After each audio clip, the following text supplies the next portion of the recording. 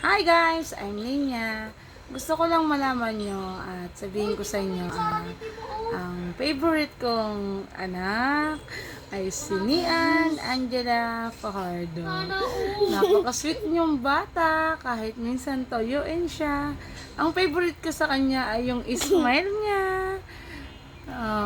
Favorite ko yan. So, gusto ko lang malaman niya at gusto kong sabihin sa kanya na mahal ko yung anak kong si Angela. I love you, anak. Kung makikita mo tong video mo, pagtanda mo, at wala na ako sa mundo, makikita mo tong video nito. Sasabihin ko sa'yo na ikaw, ang nag-iisa kong prinsesa.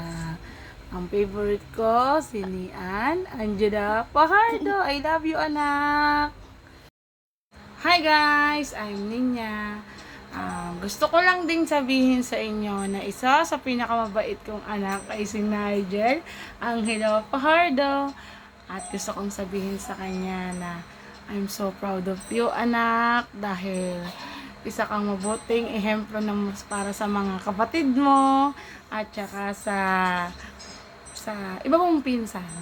And I just want to say na thank you, anak, dahil lagi kang naandyan sa tabi ko para i-manage lahat.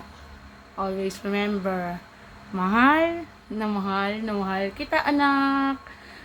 Yan ang aking anak na si Nigel Angelo Fajardo, ang nag-iisang the best Kuya Nigel sa lahat. I love you, anak.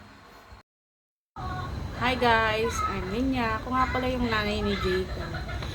Gusto ko lang sabihin na kahit matigas ang ulo ng anak ko, gusto kong sabihin sa iyo, Prince Jacob Fajardo, na love ka ni Mami.